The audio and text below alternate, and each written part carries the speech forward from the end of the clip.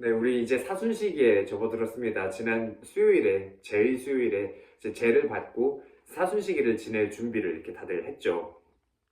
근데 사순 일주일을 맞이해서 이제 우리는 예수님께서 광야로 나가서 이제 유혹을 받으시는 그러한 장면을 이렇게 보여줍니다. 근데 이 복음 묵상을 하기에 앞서서 이제 제가 며칠 전에 이제 그 한국에서 한참 성행했는지 얼마나 성행했는지는 모르겠어요. 근데 그 검은 수녀들이라는 영화가 있었잖아요. 그 영화를 이제 우연한 기회에 이제 볼 수 있는 기회가 돼서 이제 보게 되었습니다. 근데 이제 그게 사실 검은 사제들이라고 한 수년 전에 나왔던 그 영화의 후속편으로 이렇게 나온 작품이잖아요. 그래서 검은 사제들 1이라고 하면 이제 검은 수녀들이 2라고 하는 그런 느낌으로 이렇게 약간 연결성이 있는 그런 영화였는데 사실 한국에서는 평은 그렇게 좋지 않았던 것 같아요.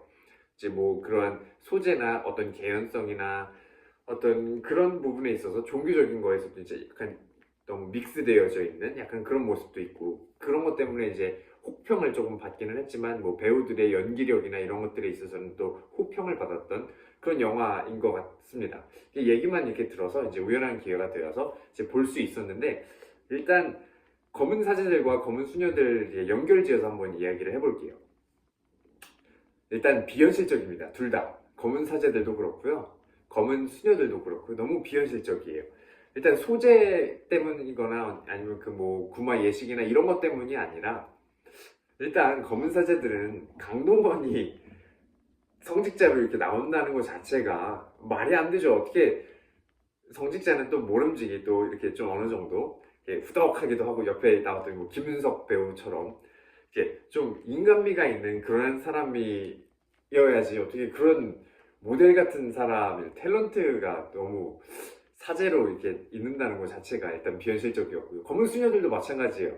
송혜교, 전여빈 뭐 이런 배우들의 미모에 이 수녀님 베일을 씌워놓으면 말이 안 되잖아요. 저는 여태까지 그런 수녀님을 본 적이 없는데 그런 신부님도 본 적이 없는데 일단 거기서부터 비현실적이다 하는 그런 생각을 하면서 이제 영화를 봤습니다.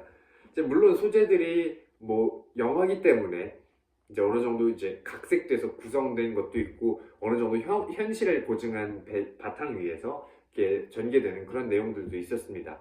그래서 특히나 이제 검은 수녀들이 이제 호평을 받았던 것이 뭐 이제 뭐 가톨릭 예식과 뭐 어떤 무속 예식 뭐 이런 것들이 뭐 짬뽕 되기도 하고 이러면서 막 그 경계를 허물려는 뭐 그런 모습도 보이고 이런 것 때문에 비판을 했던 사람들도 많아요. 그런데 그러한 뭐 세부적인 내용들이나 이런 것들에 대해서는 다 차치하고요. 한 가지 부분에 주목을 해보고 싶습니다. 검은 사제들에서도 그렇고요.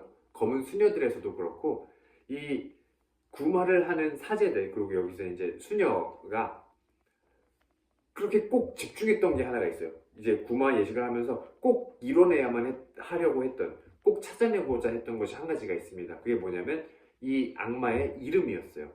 검은 사제들에서 그 김윤석 배우와 강동원 배우도 역할을 했던 그 사제들도 이 악마의 이름을 밝혀내기 위해서 그렇게 애를 썼고요. 이 검은 수녀들에서도 수녀님들이 이렇게 그 악마의 이름을 밝혀내기 위해서 그렇게 가진 애를 쓰면서 노력을 한 것을 볼 수 있습니다. 이게 그 이름을 알아야 이제 구마를 할 수 있다. 이건 뭐 현실 고증에서 이렇게 나타나는 거긴 하지만 중요한 메시지를 담고 있지 않나 싶어요. 그 정체를 알아야 이제 내쫓을 수 있다는 거죠. 그럼 이거를 그대로 오늘 복음으로 한번 가져와 보고 싶습니다. 오늘 복음에서 예수님께서 이제 광야에서 40일 동안 이렇게 쉽게 말하면 피정을 하시고 나서 유혹을 받으시는 장면이 나옵니다. 그런데 여기에서 이 악마가 어떻게 예수님을 유혹하는지를 이렇게 바라보면 바로 거기에서 알 수 있어요. 40일 동안 단식을 해서 배고픈 예수님께 음식으로 유혹을 하죠. 그리고 그런 당신의 정체성이나 이런 것들에 대해서 이제 고민을 했던 하느님의 아들이었던 예수님께 그런 명예와 부를 가지고 그렇게 유혹을 합니다. 예수님의 능력과 지위와 그럼 현재 상태나 이런 것들을 가지고 유혹을 하죠. 예수님이 인간 예수라는 이 사람이 가장 쉽게 넘어올 수 있는 가장 약하고 가장 중요한 부분에 있어서 이 악마가 유혹을 한다는 것을 알 수 있습니다. 다시 말해서 우리가 유혹을 받을 때 있어서 이 유혹이 어떤 식으로 나에게 접근하고 있는지 그 정체를 알게 되면 그 유혹을 극복하는데 큰 도움이 된다는 그런 메시지를 우리가 찾아볼 수 있지 않을까 싶어요.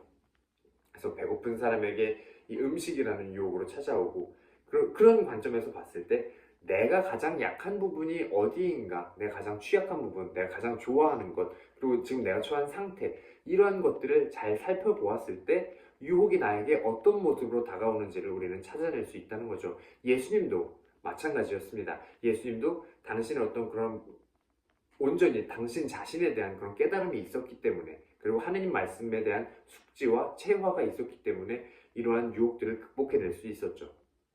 우리도 마찬가지가 아닐까 싶어요. 지금 나의 현재 상태, 나의 모습, 나의 약한 점, 강한 점, 이런 모든 것들을 잘 알고 하느님 말씀을 잘 이렇게 체화시켜서 그런 것들을 나의 것으로 가지고 있을 때 유혹이 다가오는 것을 이겨낼 수 있지 않을까 싶습니다.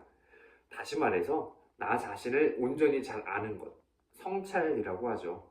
나에 대한 성찰이 먼저 잘 이루어져야 다가오는 유혹들도 잘 이겨낼 수 있다 하는 것을 우리는 거기서 짚어낼 수 있습니다. 그래서 이 유혹자가 다가오는 그 정체, 그 형태, 그 방식을 우리가 온전히 아는 것, 그것이 이제 유혹을 극복해낼 수 있는 첫 번째 단계이지 않을까 싶어요. 그리고 그에 앞서서 나 자신에 대해서 온전히 이렇게 묵상을 그러니까 성찰을 한 후에 그런 것들을 잘 기반으로 닦아 놓았을 때 나에게 다가오는 유혹을 이기면서 걸어갈 수 있는 이 사순시기가 될 수 있지 않을까 싶습니다. 그래서 여러분들 사순시기 시작하면서 나 자신에 대해서 다시 한번 돌아보면서 스스로 성찰하면서 그렇게 나에게 다가오는 유혹자들에 대해서도 그 정체를 올바로 알아볼 수 있도록 그런 은총을 청하는 그러한 사순시기 보내셨으면 좋겠습니다. 아멘.